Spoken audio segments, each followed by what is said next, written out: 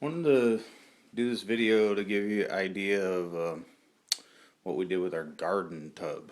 This is our bathroom. It's just a normal little bathroom area, and so we try to utilize our space as much as we can. We have rabbits and chickens, and I found online a fodder system for your grains. So you can choose these. This is 50-pound feed grade. There's feed and seed grade. Your seed grade is what you're going to plant, obviously, and then feed grade is just whatever you're going to feed animals.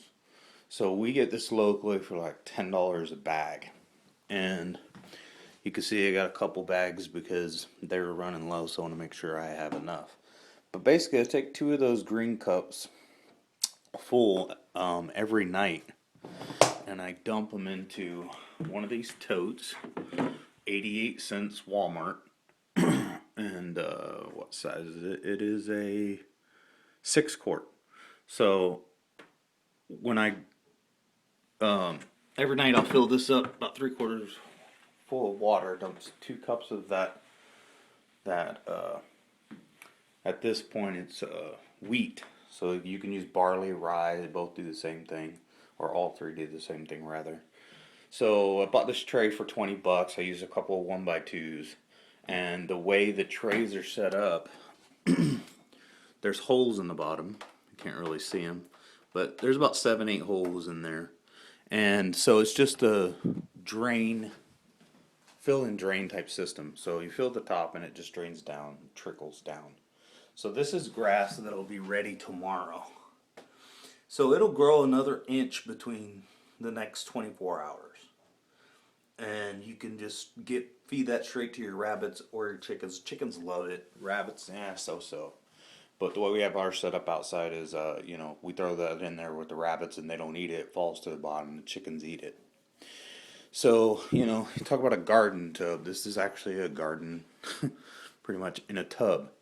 So back to the fodder. The reason why you want to do fodder is if you pick up these seeds and they're dry, they weigh X. So for us, I put about 500 grams of material in there. Now, over the next 6 days, because it's a 6-day cycle, it grows in mass to about 5 to 6 times the weight that it started with.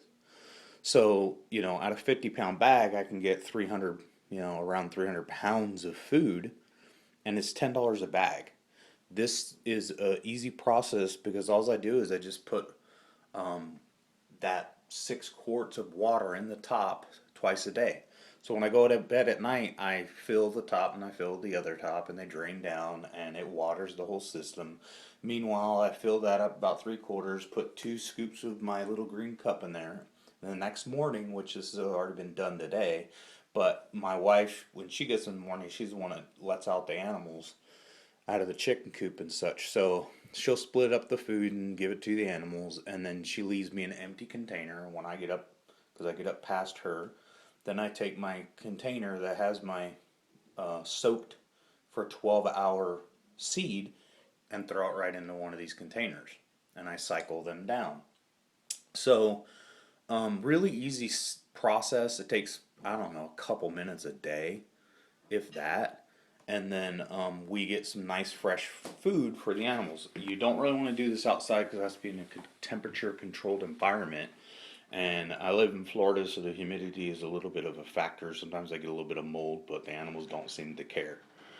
The other thing that we're doing is my sister just gave me these small plants, and they're herbs and such. So that's kind of cool. She just grabbed them and said, "Hey, I think you could put these in your garden because we're going to start a full-on garden, square foot gardening." But the other thing we learned was that it's your celery and romaine lettuce.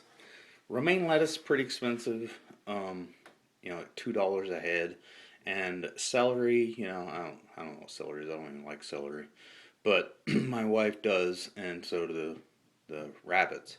So if you cut the portion off like this, you have this little piece left, and this is just put in straight water, and you can see that the water just lets it grow if you put it in sunlight. and then you transport it to soil when it gets a little bit bigger, and it just flourishes. So in a couple weeks we'll have some lettuce that the only thing we're out is soil and a little bit of time and water. And there's some celery right there, and that's our lettuces over there, and there's, I think that's a celery right there. But simple, you just change the water every day, and it just grows. Things I'm 40 years of life didn't know about. So we just have this process, and the benefits also back to fodder is when you give this regular feed to the chickens and rabbits, it's only 20 something percent digestible. So if they're eating that at that percentage, you're not giving them very good nutrition. But once you get to the grass stage, fodder stage, they also call it sprouting. It's kind of an odd thing. Once it gets past 4 inches in length, then it's fodder and it's used for animals. Once it's less than that, they call it sprouting, so that people use it in their drinks and whatnot, and could just cut the tops off. That's their thing. That's their thing. I call it fodder because I give it to the animals. But as you can see, there's no soil. We don't put anything in the water. I was putting some hydrogen peroxide to try to kill some of the mold, but I just went away from them after a while. It's no big deal. So back to the 20% uptake of nutrients. Once you get to that grass, it's about 80%.